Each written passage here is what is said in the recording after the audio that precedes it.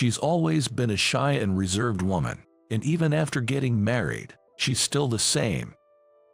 One day, she mistakenly thought she hung up the video call and, "My name is Nathan. I'm a 35-year-old businessman. That's about all there is that's special about me. If I had to add something, it's that I'm currently in the honeymoon phase of my marriage. I got married 6 months ago. My wife, Kathy, is 10 years younger than me. When we got married, my co-workers teased me a lot. I think most of it was jealousy. I'm a sales rep for a travel company. Kathy is a curator for a private art museum. I met her when she came on a work assignment to one of my clients. The first time I saw her, I was taken aback. She looked stunningly beautiful, yet there was something dreamy about her. I thought she was putting on an act, but it was just her being herself. She looks drop-dead gorgeous, but she's a bit of an airhead. Every time I discovered this difference, I fell more in love with Kathy. It took me 2 years of persistent effort to finally win her heart. She turned down my marriage proposal twice. But I never gave up. I think our marriage was a result of my perseverance. Our married life has been peaceful, and every day brings new discoveries with Kathy. My life changed completely after marrying her. Kathy's family is all about the arts. Her mom is a pianist and her dad is a painter. Her sister is a traditional American painter and her brother is a sculptor. In this family, Kathy feels like she doesn't fit in. She told me before we got married that she wasn't naturally gifted and had to work hard. She realized early on that she wasn't talented. From that moment, Kathy chose to work hard. Do you know what it's like to work so hard it makes up for a lack of talent? This was what the usually calm and serene Kathy said to me with a pained look. I've never felt like I had any special talent. Both my parents and siblings are ordinary. I grew up in peace without comparing myself to anyone. But I could see from her face how hard she had worked. I think I fell in love with you, no matter what. I told her, hoping to reach her heart. Soon after, she accepted my marriage proposal. Nathan, I'd like to visit my folks for a bit, is that okay? About 6 months into our marriage, she asked me this over breakfast, and I immediately agreed. It felt like a good time for her to visit home. Of course, it's fine. Go ahead, don't worry about me, I responded. To which Kathy smiled and said, "Thank you." Kathy's family home is in Boston. All her family members live there.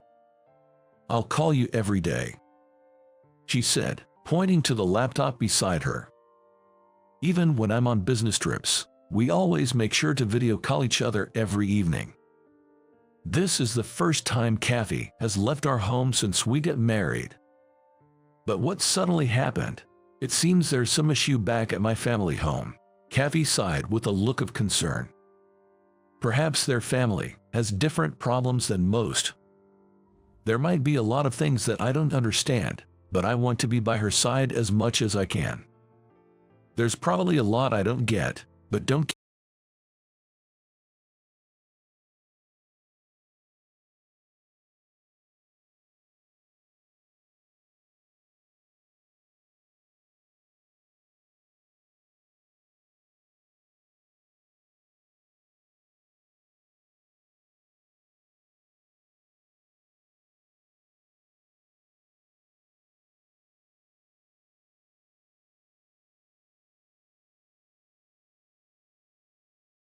today. On the computer screen, Kathy looked concerned. Even though we're video calling, I must have seemed distant. Sorry, nothing's wrong. Just busy with work. It's becoming a good season for trips. Busy season, you know. I tried to brush it off. Yet, she still looked worried and reached out her hand. I think she was trying to feel my forehead through the screen to check if I have a fever. Of course, that's impossible. but I couldn't help but adore her for being so earnest in her concern. Her quirks always made me fall for her. "Kathy, you can't really check my fever like that." "Oh, right, silly me." She chuckled, looking a bit embarrassed when I pointed it out. "We talk every day through video calls, but she hasn't told me anything about the family issue that caused her to go home. I felt like I shouldn't pry, so I've been waiting for her to open up about it." That day too, we ended the video call with just small talk. "I think it'll take a bit longer. I know you're busy, but please eat properly." Kathy ended the call with a note of concern for my well-being. I smiled and replied, "I'm good," and hung up. I always waited for Kathy to end the video call first.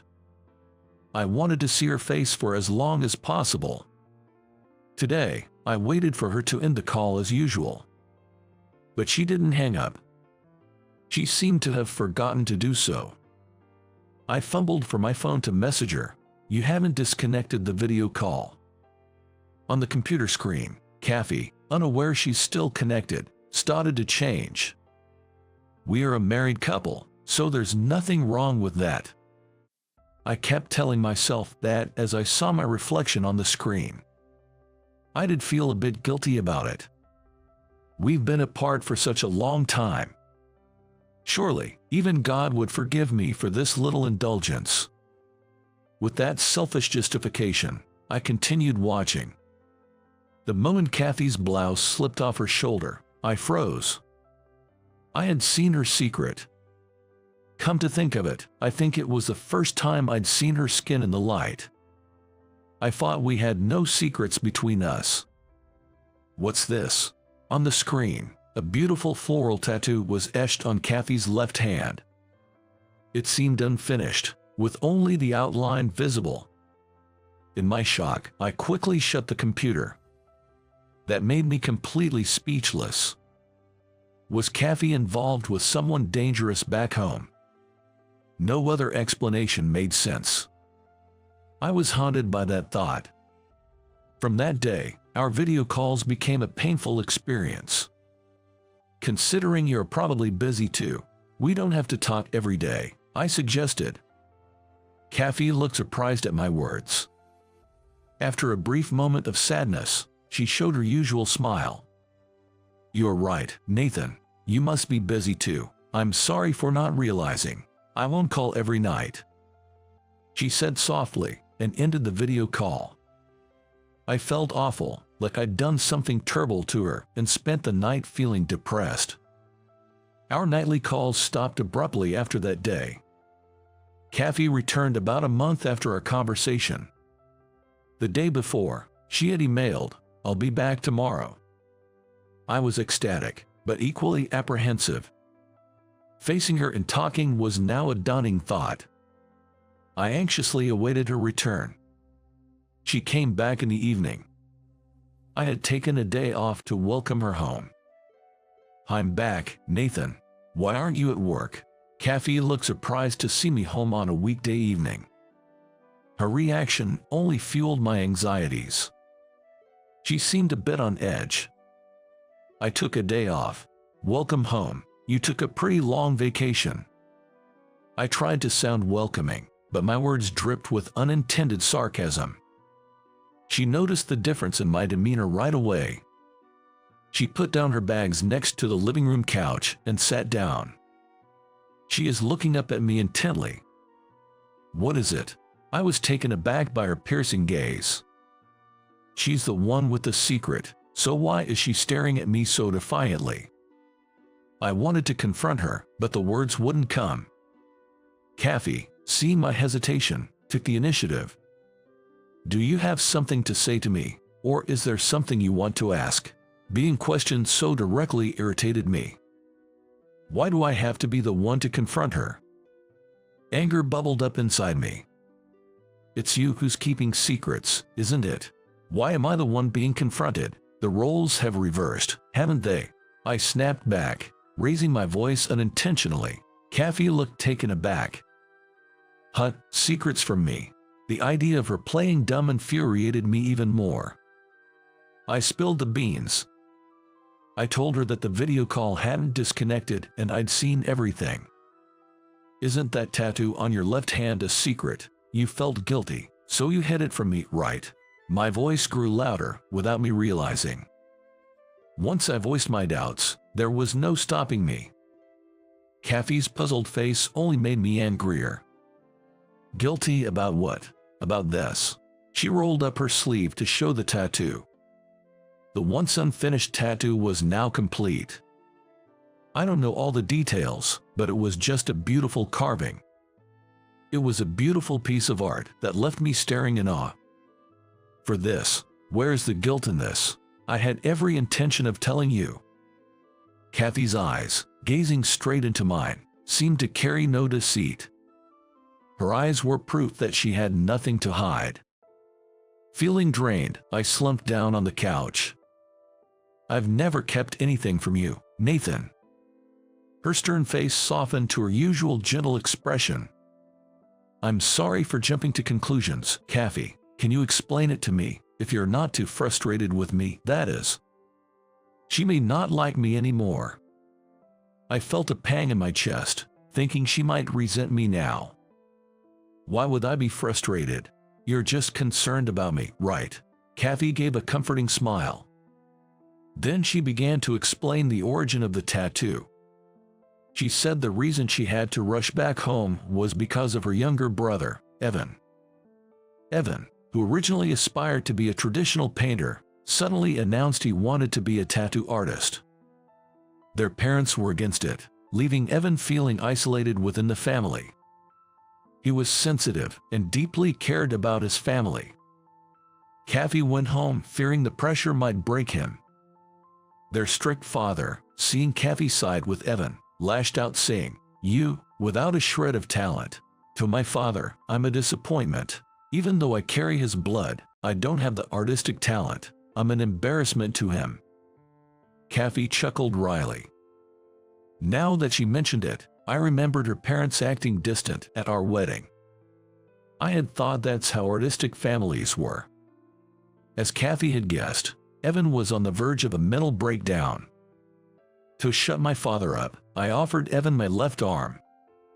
Kathy said casually. She gave one arm to her brother as a gift. Do whatever you want. She had told Evan to tattoo whatever he wanted, but he had to make it a masterpiece, good enough to silence their father. From that day, Evan transformed. He poured his heart and soul into that piece, forgetting even basic necessities like food and sleep. He's always been artistically inclined. Out of all the siblings, he probably has the most talent. Maybe my father was just jealous, Kathy speculated. On the other hand, their eldest brother, a traditional painter, seemed relieved. He didn't have to compete with Evan anymore, she said. Your brother, why? I think he was afraid of Evan's talent, probably scared that Evan would surpass him and let their father down. Kathy's face was serious as she spoke. Her family was probably stricter than I imagined. Just thinking about how she was constantly told she had no talent almost brings me to tears. I believe there's a violence to beauty. I asked Evan to create something brutally beautiful, Kathy continued. Indeed, even to an amateur like me, her tattoo was clearly a work of art. Its mesmerizing beauty could probably captivate even those prejudiced against tattoos. And your father, did he come around? At my words, Kathy grinned in a way I'd never seen before. Perhaps a look of triumph. He knelt down and admitted defeat. After seeing the ink Evan had created, their father was brought to his knees. Probably overwhelmed. He was at a loss for words. His usual arrogance vanished, making him seem small. He probably realized his own narrow-mindedness. Kathy chuckled, her mood lifted. I felt ashamed for doubting her. You thought I was cheating on you, didn't you? Caught off guard. Seeing my reaction, Kathy seemed to pick up on something. She looked at me with a twinkle in her eyes. I mean, it wasn't, cheating or anything like that. It was just, no matter what the excuse, it was useless. The tables have turned. It hurts to be suspected of cheating. I quit my job and went back home just for Evan, Kathy revealed. She had resigned from her job before returning home, as she couldn't get a long leave. She had no idea how long it would take or how long she'd have to stay with her family. I'm truly sorry. I apologized sincerely. Kathy laughed, looking amused. Then I'd like you to make it up to me, she said playfully, handing me a bunch of brochures. I'd love to spend some quality time with you, Nathan. Maybe at a hot spring, enjoying delicious food and taking long baths. The brochure offered was a travel brochure. The brochures showcased various regions: New England, Midwest, the South, and Alaska. But there was one common theme. It's bathing. Kathy loved bathing, often spending hours in the tub at home. She was mentally exhausted after dealing with her family's issues and wanted a relaxing getaway. Got it, look forward to it, I reassured her. Kathy nodded happily. Then again, she said, I'm home. Welcome back, Kathy. I felt as though Kathy had truly come back to me. With this in mind, I welcomed her with a welcome back.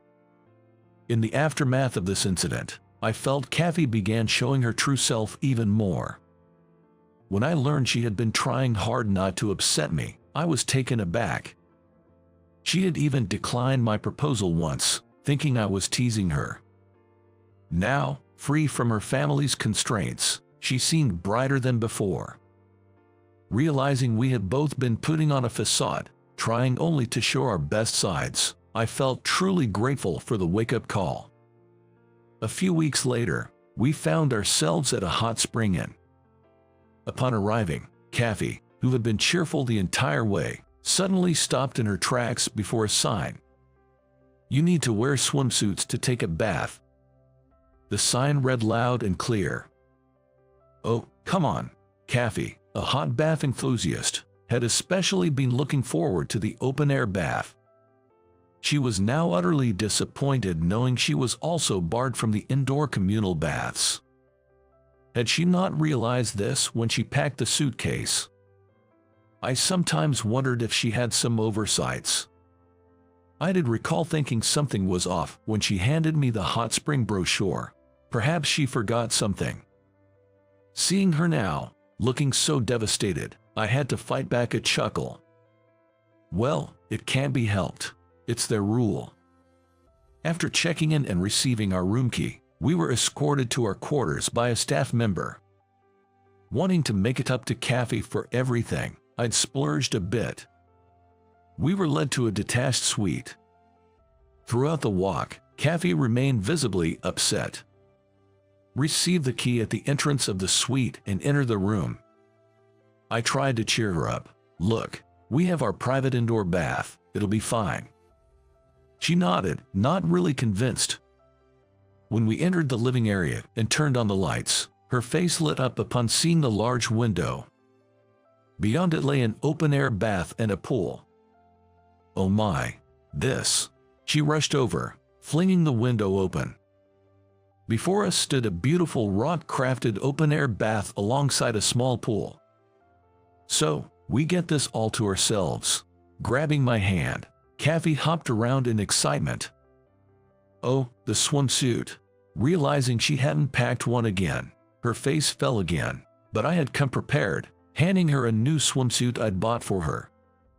Taking it from me, she was already eager to take a dip. I decided to relax and watch her as she dashed off to change. In no time, she emerged in her swimsuit. The captivating tattoo on her left arm. It's blending seamlessly with her skin. You're not swimming, Kathy, who had just dived into the pool and was now with water up to her head. She propped her face on the edge, giving me a sulky look. Nah, I'm good. I'll just watch. At my response, she playfully protested with a really, right then, an elegant, probably close to 70 lady approached to greet us. She was probably the inn's landlady.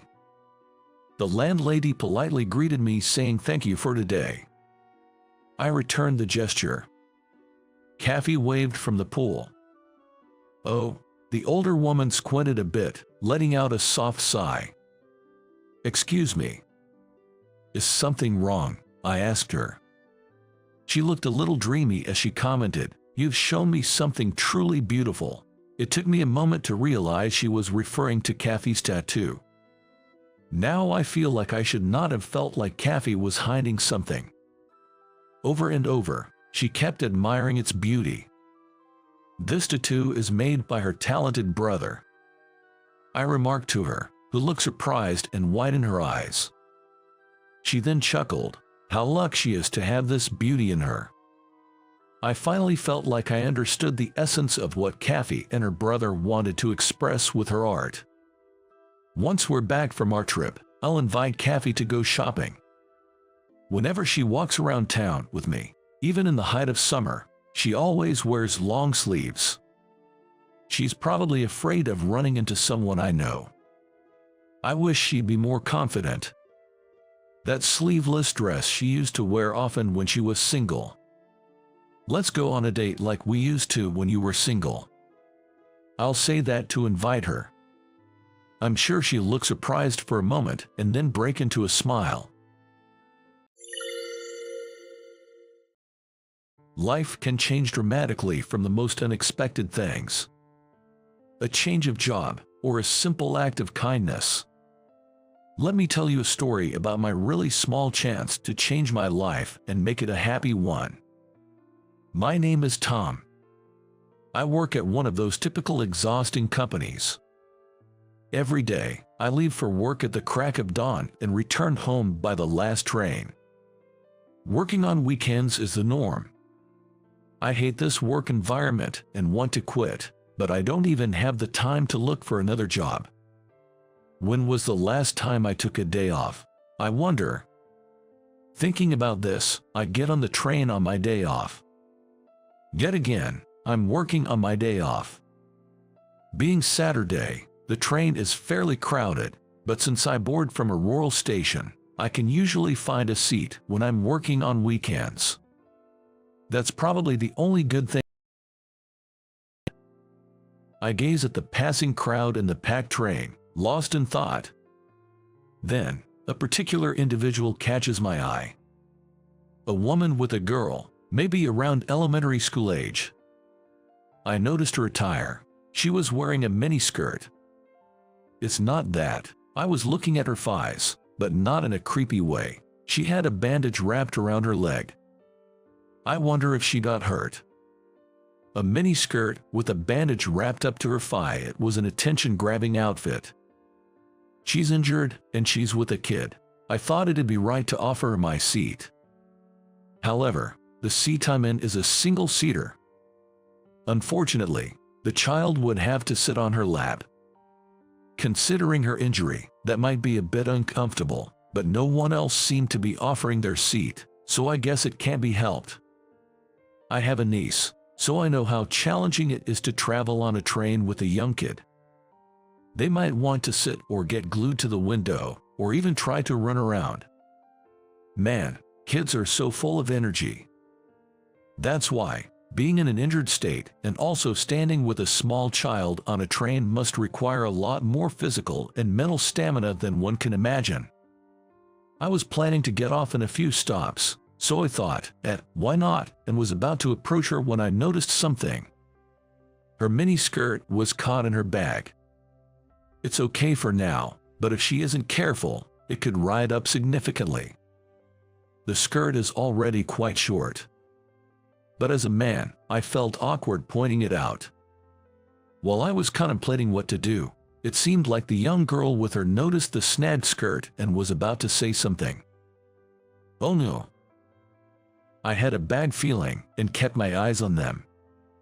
Hey, lady, your pant. Ahem. I thought they were mother and daughter, but she addressed her as lady, so maybe not. Kids speak their minds bluntly, If the skirt flipped, it would reveal more than intended, causing embarrassment. I interrupted the girl with a loud cough. The woman looked at me, puzzled. Thinking this was the right moment, I stood up and offered my seat to the woman. "You're injured and you have a child with you, so please take a seat." "Oh, thank you so much. Also, your skirt is..." Using deliberately vague words, I informed her about the snag, and she hastily fixed her skirt. She looked embarrassed, so I pretended not to notice and decided to move away from her vicinity. It can be a little awkward being close to someone you've just exchanged seats with, after all. With that thought, I moved away from my seat and got off a few stops later. Doing that little good deed had somewhat lifted the gloomy mood from having to work on my day off. A month later, I was heading for an interview at a company. I had always thought about quitting that exhausting company, but never imagined they'd let me go due to poor performance. It's what you'd call downsizing. This was unexpected, and I suddenly lost my job. I couldn't be picky anymore. Technically, my previous company was a major one, and my base salary was decent. They didn't pay for overtime though. The companies interviewing today will honestly pay less. However, it's a mid-sized company with a proper system for overtime pay and benefits. Even if the salary is a bit lower, I decided to have a more humane life. If I destroy my health, it won't benefit anyone. With that determination, I went for the interview.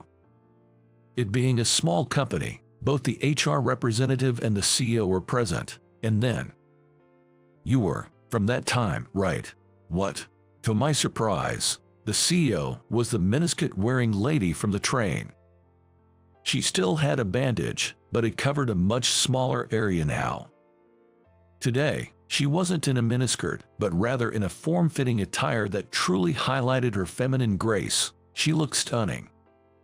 Back on the train, with the miniskirt, bandages, and a child in tow, I hadn't quite taken it all in, but looking closely now, she's genuinely captivating.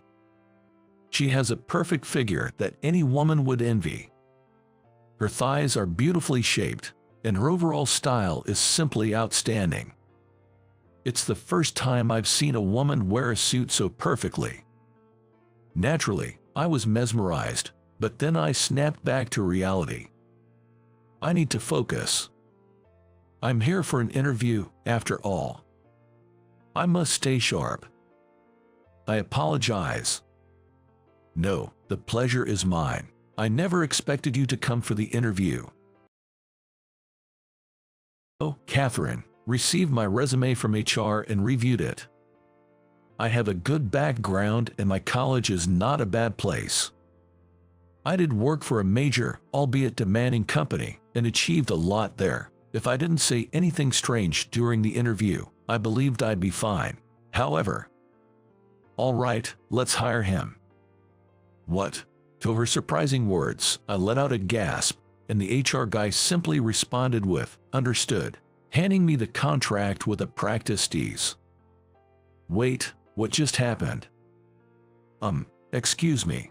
Seeing my confusion, she added, "Your background is impeccable, and, especially in this day and age, it's rare to find someone who'd quietly offer their seat." The CEO chuckled. And just like that, I landed a job in one go. I was astounded that such a small act of kindness got me a job. From what I heard later on, given the shortage of manpower, having someone from a major company who could hit the ground running was almost a guaranteed hire. My gesture on the train might have further boosted their impression of me. Well, if they're hiring me, I better work hard. That was what I thought, but I never imagined my role would be assisting the CEO. We're a small team. I often work on the front lines too, but there are tasks that only the CEO can handle. You joining us is perfect. The CEO explained that besides her main responsibilities, she also manages client information, reception, document creation, and many other tasks a CEO wouldn't typically handle. She's practically doing everything. The staff should thrive in their areas of expertise. A CEO shouldn't just lounge around. They should push their employees forward. She said this with such passion and was truly admirable. But she often looked tired. Considering the workload, that makes sense. She always keeps an eye on the clock and ensures she finishes over half her work by the end of the day, leaving the rest to me.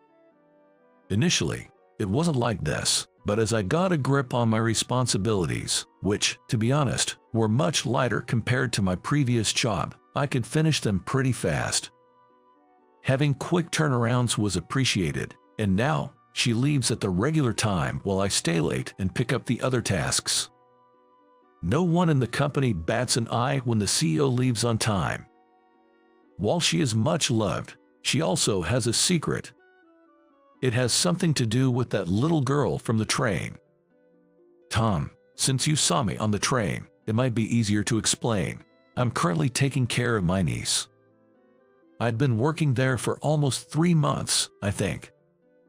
The CEO, seeing how hard I always worked, invited me to lunch as a token of appreciation. That's when I took the chance to ask why she always leaves right on the dot. It wasn't that I was annoyed she left promptly, but she always seemed so rushed, so I wondered if she had pressing commitments every single day. She then shared her reason with me. You see, the mother of that child, my younger sister, I had an accident while I was driving with her. Apparently, while they were out shopping, a car ran a red light. In trying to avoid the car, the CEO swerved hard and ended up crashing into a utility pole. She got away with just a leg injury, but her sister, who was in the passenger seat, broke both her arm and leg. The bones were completely broken, and though she didn't require surgery, the fractures were quite significant. She was told she'd need 3 months for a full recovery and was advised by doctors to rest at home. My niece is in 2nd grade right now. She wants to play and have fun, but with her mom seriously injured and our family outing plans ruined because of the accident I caused, I feel terribly guilty. With her sister unable to care for her child and their elderly parents, the CEO has taken on the responsibility of rushing home to help out every day.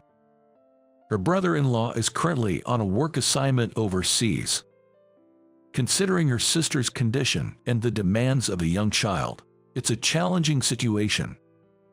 The CEO's support is crucial. As for wearing a miniskirt on the train, it was because she had bandages on her legs, which were easier to adjust with a skirt. Also, there was an incident where her niece almost pulled off her longer skirt. But in the end, the skirt got caught, and I nearly embarrassed myself. She laughed, making me chuckle in return. After hearing about the CEO's troubles, I did my best to support her so she could leave work earlier. But I can't help but wonder why. Lately, she's looked extremely pale. We've reduced her workload, and everyone is supportive, ensuring she can leave right away if something comes up with her niece. But her complexion just keeps getting worse. This situation can't continue. Are you okay? You look really pale. I'm fine.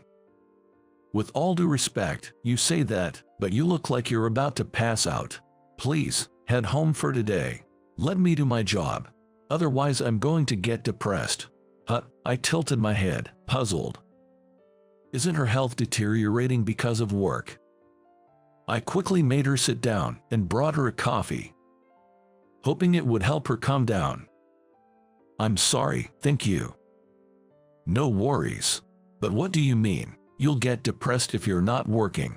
Well, schools are shutting down a lot lately. Turns out, there's a current seasonal outbreak, and many schools are being closed as a result. Luckily, her niece seems fine, but she's restless and wants to go out. Being stuck at home probably has the kids stressed out. Come to think of it, I had received a call that my niece was also affected by the school closure. It seems to be quite common these days. She's not the outdoorsy type, so I've been taking her to museums and science centers. But at such places, you have to constantly watch them to make sure they don't get lost, right? Lately, I've been on edge. I see. Yes, children can easily wander off if you take your eyes off them for even a moment. Juggling work and taking care of niece, she definitely seems like she hasn't been getting a break. Fortunately, the school closures will be ending soon, but her niece is still eager to visit the science center and is quite a handful. After all the worry because of her mom's accident, and now with school being closed, she's growing restless. I want to take her somewhere fun, but it's hard handling everything alone. How about enrolling her in a science club? What? I made the suggestion to the surprised CEO. Actually, my niece is quite passionate about science, inventions, and such.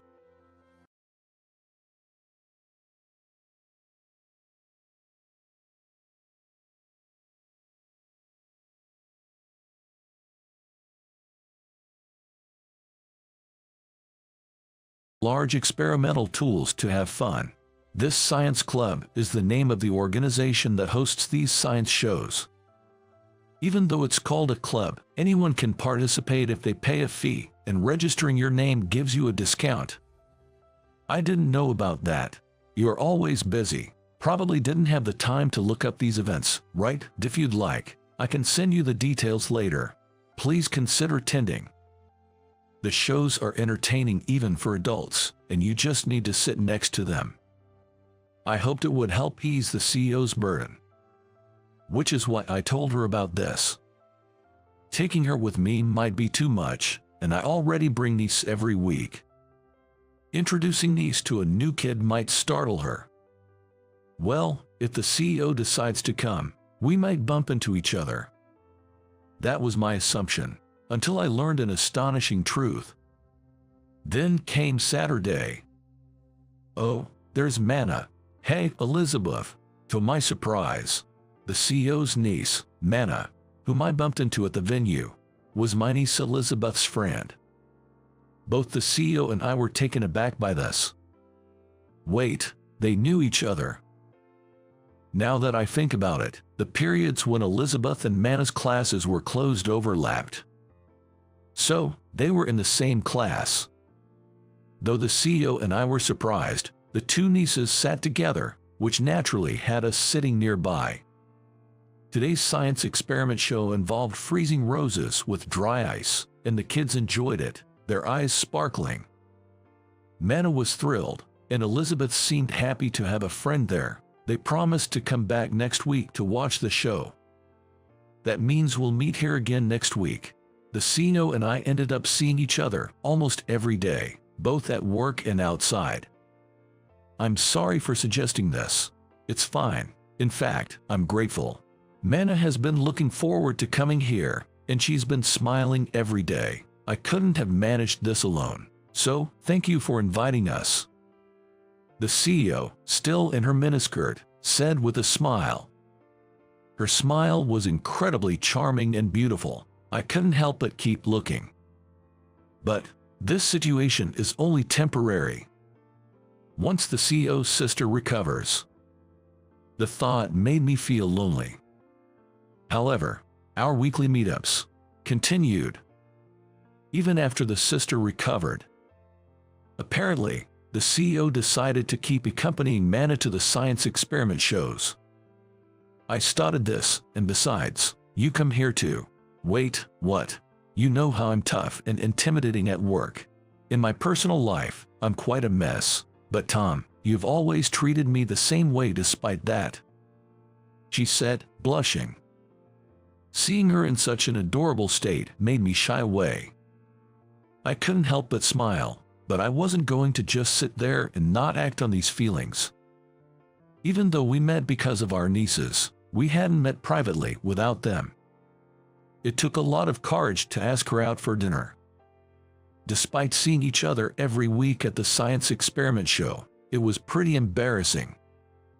Honestly, I thought she might be disappointed in me, but when she said, "It's comforting to know you're not perfect," I felt relieved and realized I could just be myself around her. I felt that way. She must have felt the same. "Would you date me?" To my confession, the CEO replied, "I'd love to." Then she gave me the biggest smile. That's how we started dating. We saw each other almost every day, both at work and in our personal lives, so things moved quickly. Since we met daily, we soon talked about moving in together, and we did. Catherine was great at cleaning and tidying up, but her cooking was a total disaster. She was concerned about it. I remember her tearfully presenting a completely burnt omelet. She seemed so different from the confident woman at work. It was endearing. The contrast was stark. She always wore sharp outfits, but her pajamas were fluffy and cute, and sometimes she'd wake up with her hair all tousled. Living together, I discovered even more facets of Catherine's charm. I kept learning new things about her, and each revelation drew me in more. Every day was a blissful one for me. At work, I supported her, and at home, I took care of the household needs.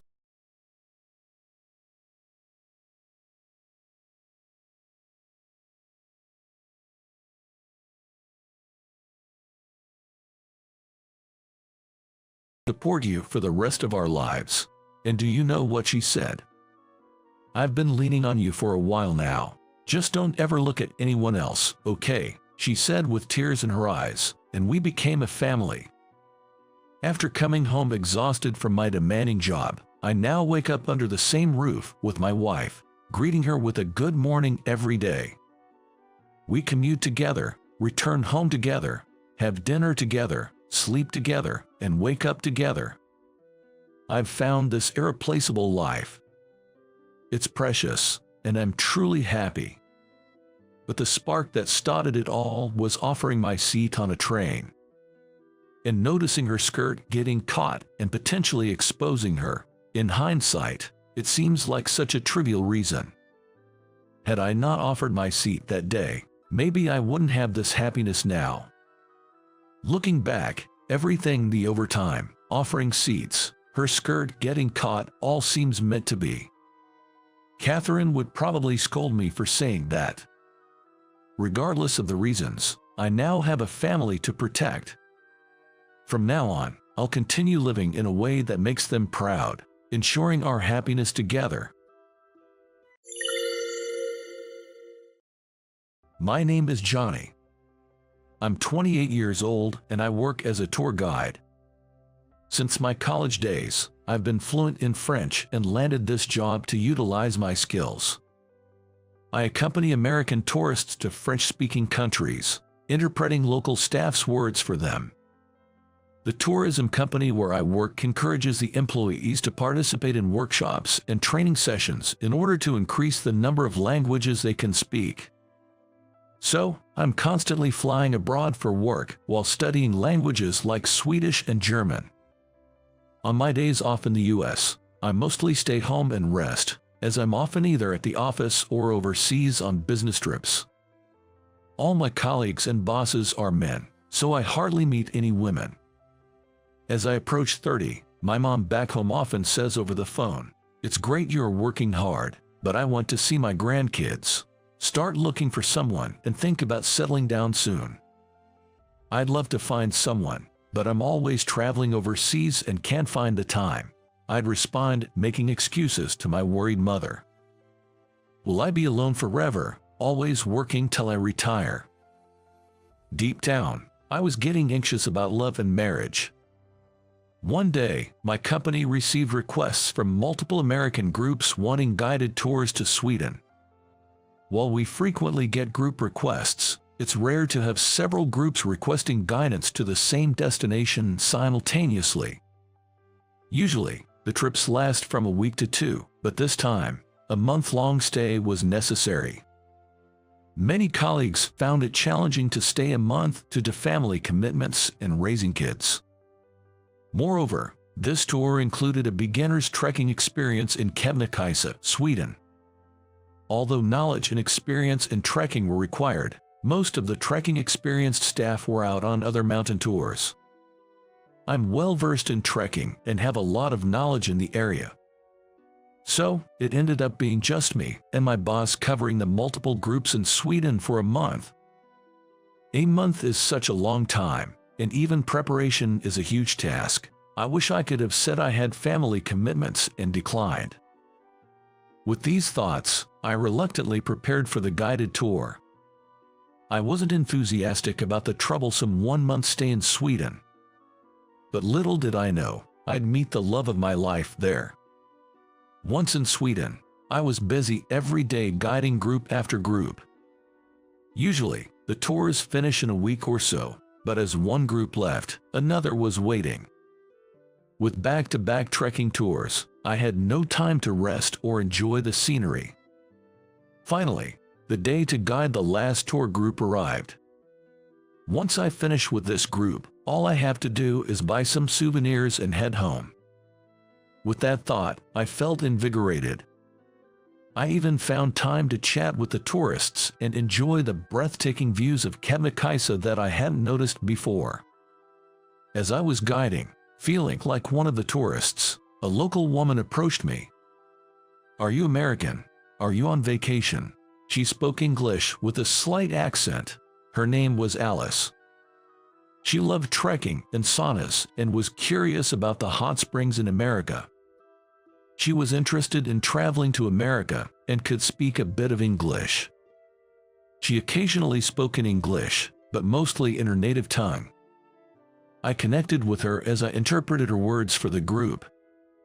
In America, there are inns that also feature saunas and campgrounds. Please visit if you get a chance, I conveyed. Her eyes sparkled as she said, "Really? I'd love to." Even for casual conversation, she responded with a bright smile, her cobalt blue eyes shining. Seeing this, the tourists chimed in, "You should come to the US. We have great hot spring resorts. This one's my favorite. They serve delicious seafood." One showed pictures on her cell phone. Though our conversation was brief, her lovely smile left a deep impression on me. Her beautiful blonde hair, pure cobalt blue eyes, and charming dimples and freckles. She looked simply divine. Although I should be used to seeing people from abroad, she left a significant impact on me, as if a goddess appeared before me. I was dazed for a while after we parted, feeling electrified. I felt meeting her was truly like fate. However, no matter how fateful our encounter, it's meaningless if there's no hope for future progress.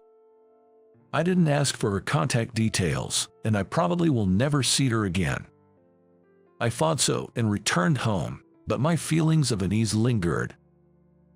If only I had asked for her phone number then, I could have contacted her and heard her voice again. Regretting such thoughts, I let out a pathetic sigh. I hated being in this constant state of hesitation, so I convinced myself that meeting her wasn't fate after all, just to appease my mind. Even if I could contact her, international calls are expensive, and it wouldn't last. Moreover, substantial travel expenses would prevent regular meetings.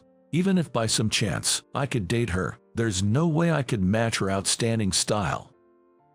I am 5 feet 9 inches tall and naturally slim, weighing around 132 pounds. She is tall too, just a bit shorter than me. And even through her bulky mountaineering wear, her prominent features were evident, and her waist was slender. Compared to her well-proportioned figure, I am generally skinny and frail-looking.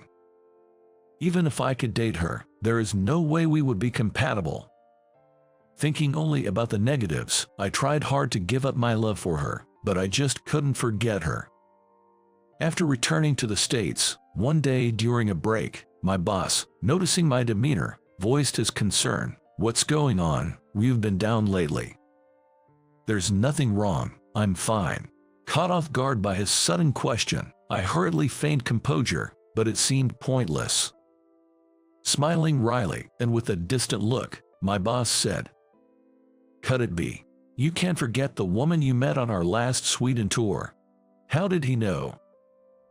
I muttered in my mind, looking up at him, eyes wide.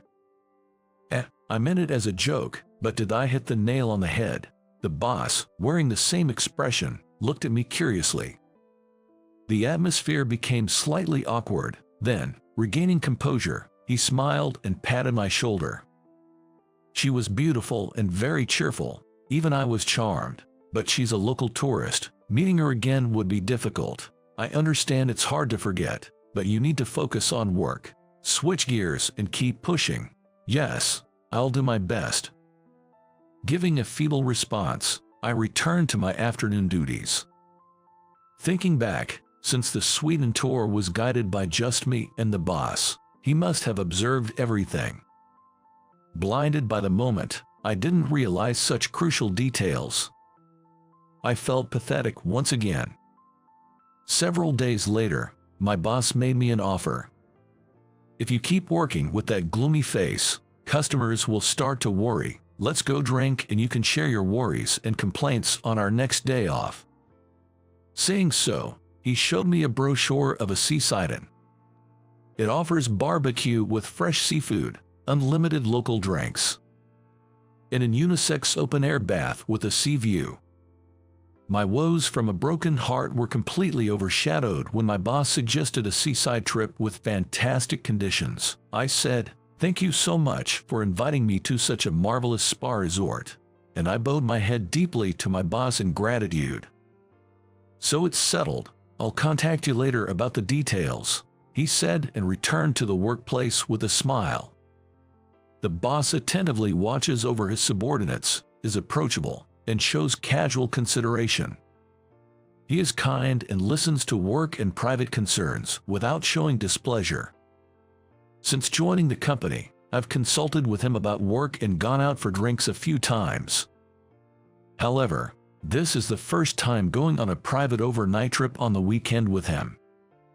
Excited yet slightly tense, the day of the seaside trip arrived swiftly. At the meetup, it's the usual station where the boss and I meet for international tours. And on this day, the boss carried his usual large work bag. Wait, was today supposed to be a work day?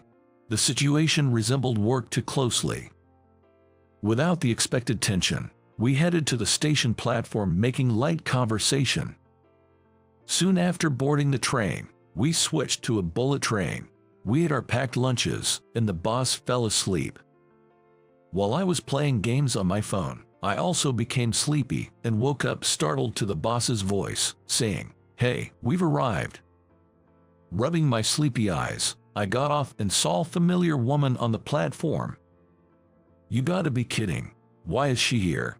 I mumbled to myself in surprise, and at the end of my gaze was the Swedish girl I secretly admired from work, standing on the platform. Beside me, my boss was also wide-eyed, saying, "Why is she here? This is the station closest to the famous hot springs town." A lot of tourists were gathered, and she seemed to disappear into the crowd. Drawn to her, I naturally walked forward until our eyes met. Then she ran over to me as soon as our eyes met. "It's been a long time. Why are you here?" My voice trembled with tension. Then, she suddenly blurted out something unexpected in a flustered manner. "I couldn't get a reservation at the hot spring inn. I have nowhere to stay tonight." I was perplexed, and she continued, "You telling me about American hot spring inns is what made me decide to come to America, which I've wanted to visit for a long time, but it seems the language barrier was an issue, and when I checked on the day, there were no reservations." Saying so, she held her head in distress. My boss looked at her phone screen and said with a smile, "It's the inn we're heading to. Would you like to join us and we can help you check in?" Then she smiled and said, "What a coincidence. Let's go together. How many days are you planning to stay?" "Just 1 night and 2 days. We also have the same 1 night and 2 days. "Why not join me?" she suggested with a beaming smile. At her proactive response, my boss and I exchanged dry smiles. "I don't mind at all," muttered my boss. "You know, it's a unisex bath hot spring," I timidly told her. "Unisex bath, so we can bathe together." She seemed not to mind at all. Well, I'll enjoy a leisurely solo trip. Don't worry about me. Just enjoy your time with her. My boss patted my shoulder. What was supposed to be a recreational trip with my boss turned into a hot spring trip with the girl I secretly admired. When we arrived at the inn, my boss helped her check in and went to a single room, saying, "Do your best from here." He gave his reserved twin room to us and went into a room he booked on the day. When I finally understood, he had already locked his room. "Don't do as you please," I shouted in a low voice, but there was no sign of him coming out, just a text saying "I'm rooting for you." When I secretly checked at the front desk, the only available room was the one he entered, and the only rooms available for her were ours. There was no sign of him coming out, and I felt sorry for making her worry. With my heart pounding, I entered the same room with her. "Let's go to the hot spring right away." Her smile made my heart pound even more. "Don't you mind bathing with a guy?" When I asked, her face turned red.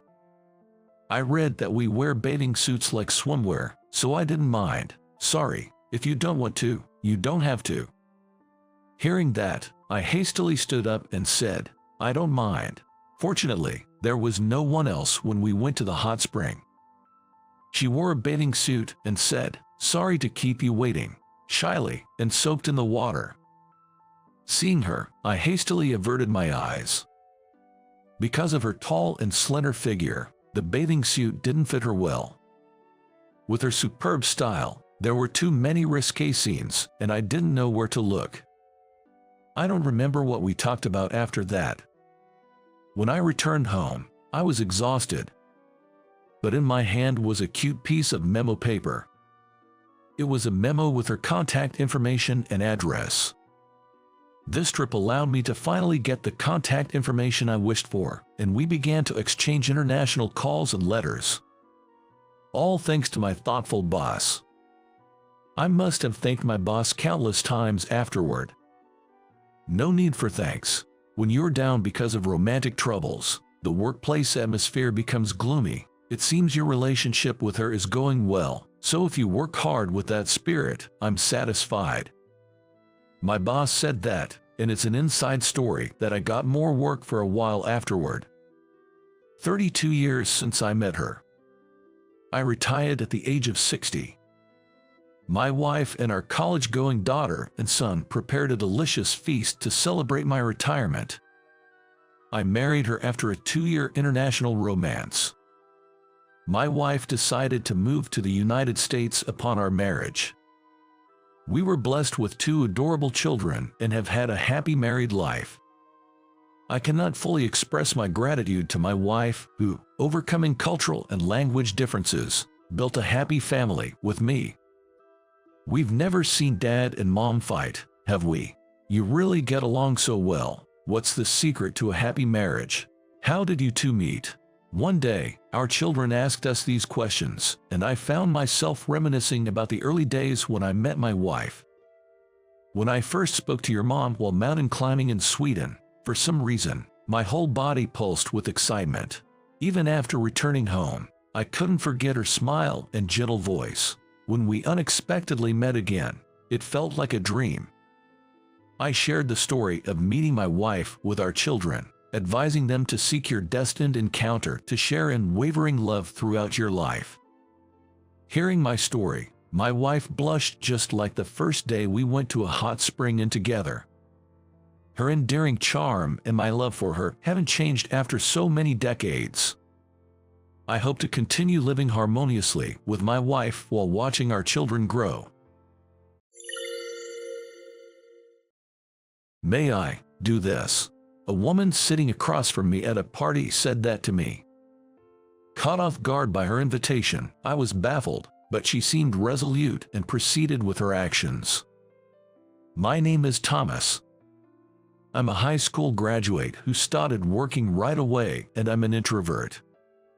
It's been a while since I graduated, but I usually stay at home. Everyone says I'm odd, but I don't care anymore. I've been hearing that for a long time, and to be honest, I'm used to it. But I wasn't always this introverted.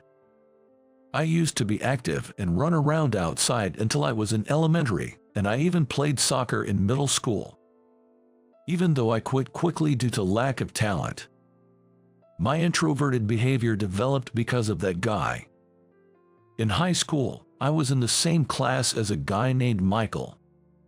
You know the type, right? Someone who naturally attracts people and becomes the center of attention in class. Michael was exactly that kind of guy. In addition to that, he came from a wealthy family, and his parents were doctors. He had excellent grades and was good at sports. He is a perfect guy. Except for one thing. And that's his personality. Being a rich kid, Michael was spoiled and had the worst character, belittling people for fun. In the closed environment of school, this was exacerbated, and his demeaning actions were often perceived as jokes or entertaining by others. Unfortunately, I became his target. I was quite cheerful in middle school, and I stood out in class. That probably irked Michael. My grades are better than Thomas's again. You're really dumb. Gradually, Michael started looking down on me whenever he could. And frustratingly, no matter how hard I tried, I could never beat Michael. The only thing I could win was in English. But I lost in every other subject. In class, people arbitrarily decided that Michael and I were competing, and despite my protests, my test scores scored lower than Michael. I was made a laughingstock, and if it was English, you must be cheating because you're dumb. Teacher, Thomas is cheating. I would be reported to the teacher. Plus, someone joking around would say, Thomas, you were peeking to the side during the test, and I had to deal with being watched by the teacher for a while. Of course, I had done nothing wrong, so the suspicion cleared up quickly. You might wonder why I didn't fight back, but fighting back would only add fuel to the fire. Why are you taking it so seriously? It's hilarious when you get worked up over a joke. They would say and make fun of me even more. That's why I tried not to draw attention. Due to that, my way of thinking became more and more negative, and before I realized it, I became introverted. I found myself reading more and more in the classroom and stopped talking to anyone. But that led to people mocking me, saying, all he does is read, what a nerd, and when, unfortunately, I won an award for a book report, I was accused of plagiarism and favoritism. Every day was such hell that I felt I might really lose faith in humanity. But there was someone who supported me through all this. Hey, Thomas. On my way home, someone called out to me at the station. When I looked, a charming high schooler in a blazer was waving at me. Her name is Jessica. She's a classmate who lives in my neighborhood, in fact, very close to my home. Our houses are close, so we often go home together. We go to different high schools, but we sometimes meet at the station like this. She is one of the friends I'm comfortable with. What's wrong? You look so down. Did someone say something again? Embarrassingly, I had been venting to Jessica about what had happened at high school. I had to, and I couldn't talk to my parents about it. It was too embarrassing. I was mocked and accused of plagiarism when I won an award for a book report. You won an award? That's amazing. They must be saying such things out of jealousy. How silly. Jessica said, looking astonished. Jessica always speaks her mind openly, making it easy and relieving for me to talk to her. And she affirms me, who has always been belittled. I have been very comforted by Jessica's existence. Without Jessica, I would probably have lost confidence and stopped going to school. In that sense, I can't thank Jessica enough. But winning an award means you have a talent for writing. Maybe you'll become a writer in the future. No way, only a handful can make it, and besides, I plan to work. I have a younger sister. I wanted to send my sister to college. Honestly, I didn't care much about going to college myself, so I'd rather work and make life a bit more comfortable for my family than spend money on college. Besides, after being toyed with by Michael so much, I had come to detest school itself. College might be a bit different, but you're still a student. That's too bad. What about you, Jessica? What are you planning to do? I'm going to nursing school. I want to be a nurse in the future, Jessica said with a smile. Jessica has a future she wants and is walking towards it. Her figure was dazzling and enviable. 10 years have passed since then. I, as initially planned, started working right after high school. Fortunately, due to my efforts back then, I can now work from home and am leading a fairly comfortable life. I managed to send my sister to college. Of course, Michael mocked me at graduation. Only poor people would be satisfied with just a high school diploma.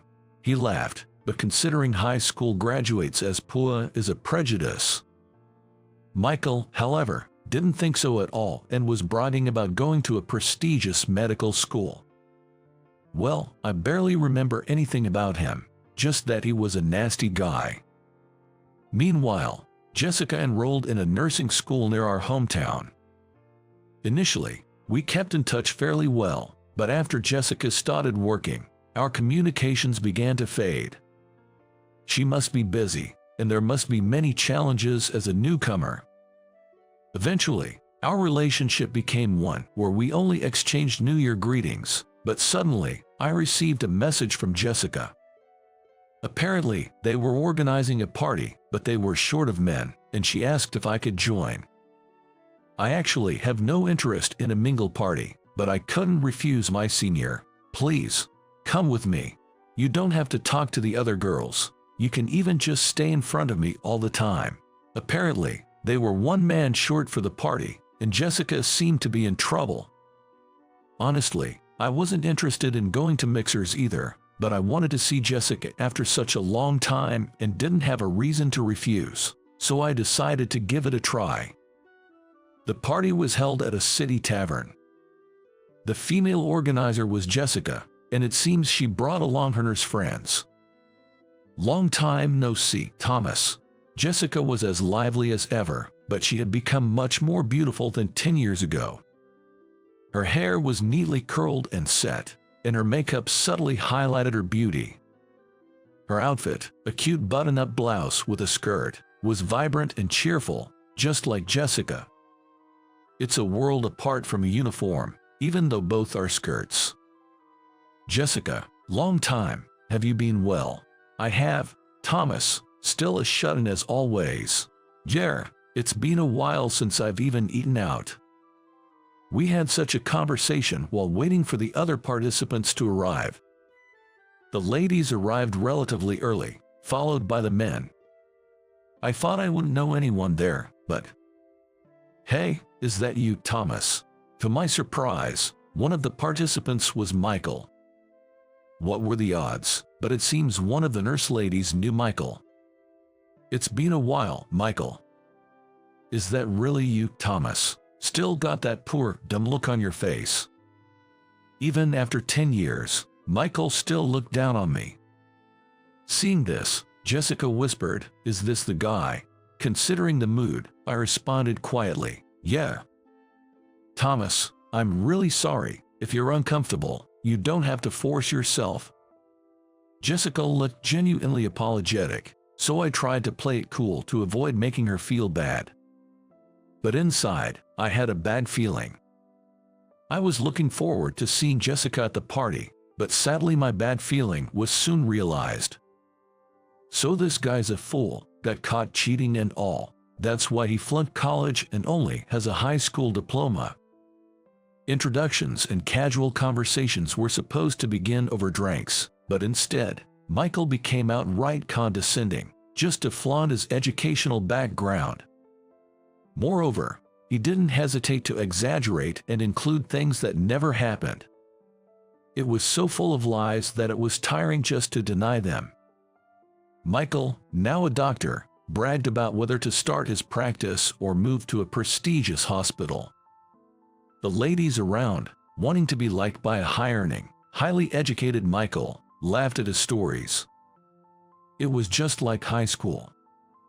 Except for one person. Jessica was glaring at Michael with a discontented look. That alone made me happy. Arguing back would only fuel his arrogance, and I'm just there to make up the numbers.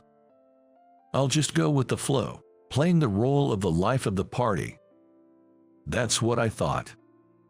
Suddenly, someone nudged my leg. When I looked, Jessica, sitting across from me, was looking my way. "Hey, why aren't you saying anything?" she whispered softly. "If I retort, it'll just backfire. I'm feeling uncomfortable here."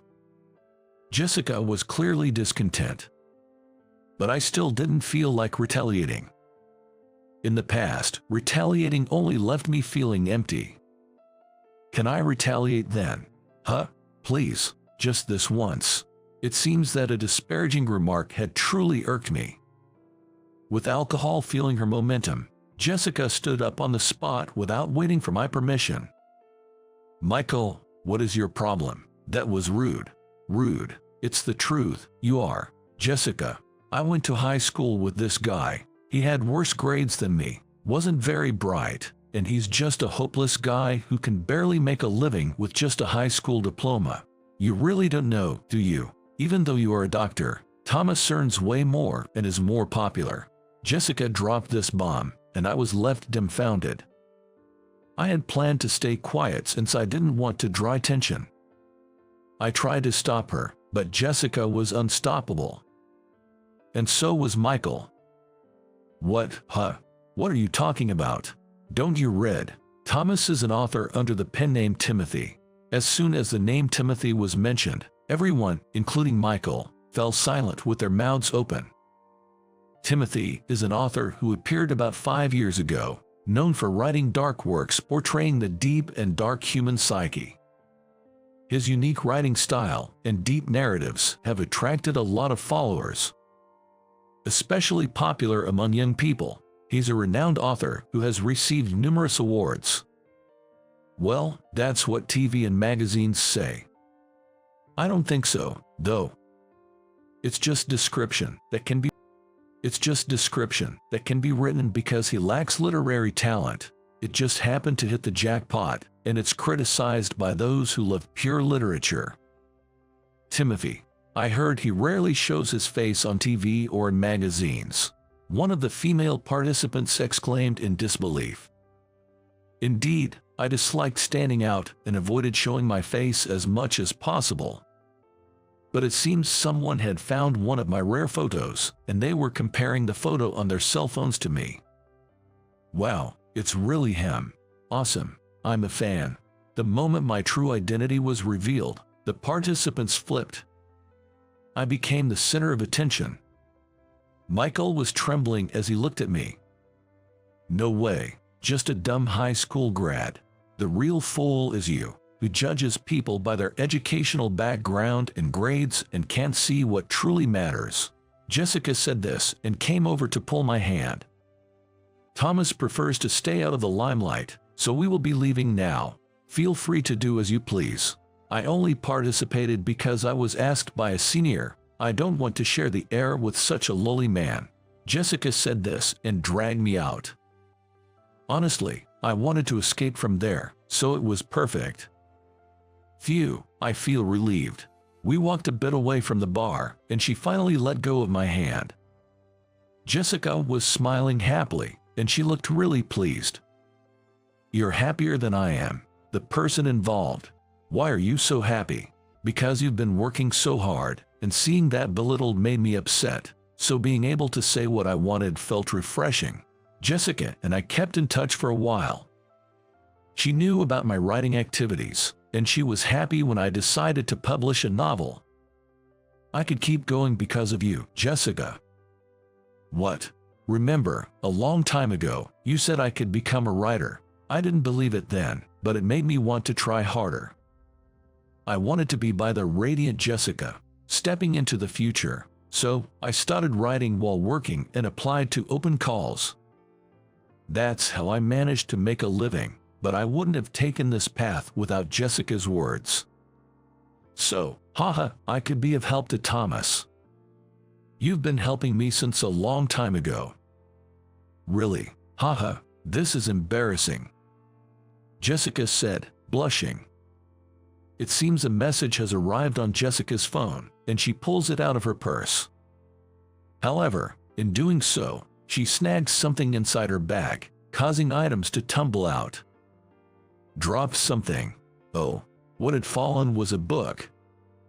It was a collection of short stories by a budding author, my first piece after debuting.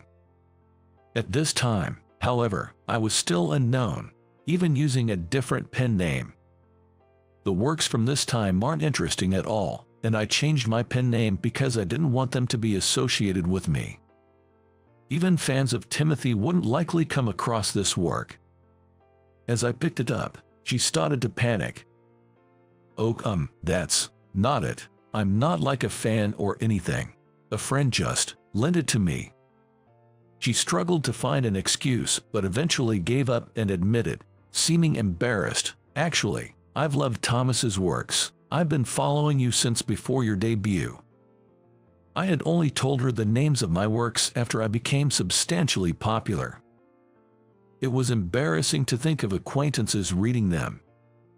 Apparently, Jessica was just a fan of the works at first, without knowing I wrote them, but found it hard to say once she found out. So, that was it. Surprised to have a longtime fan so close by. Stop teasing, Jessica said, pouting, but she was holding the book carefully in her hand. Since then, Jessica and I started to contact each other more frequently. She would even report to me when she bought my new releases, which was a bit embarrassing. But being able to see a reader's reaction immediately is invaluable. In my latest work, I featured a woman modeled after Jessica, a childhood friend of the protagonist, who, despite various difficulties, eventually gets together with him. For me, it's quite a different atmosphere from my previous works. Wonder what you will say after reading it. Would she notice my roundabout confession? There was such anxiety, but it's so like Thomas, really. Meeting at a cafe on her day off, Jessica had brought my new book, looking somewhat exasperated. This is about me, isn't it? Too obvious. Haha, well spotted, loyal fan. So, can I have your response? Making me say it, that's unfair. Saying so, she pursed her lips and said, I love you. You know it. What about you, Thomas? Asking my feelings again. Usually a recluse writing novels, I decide to be sincere at times like this. Of course, I love you too. Not in writing, but in words, I told her so.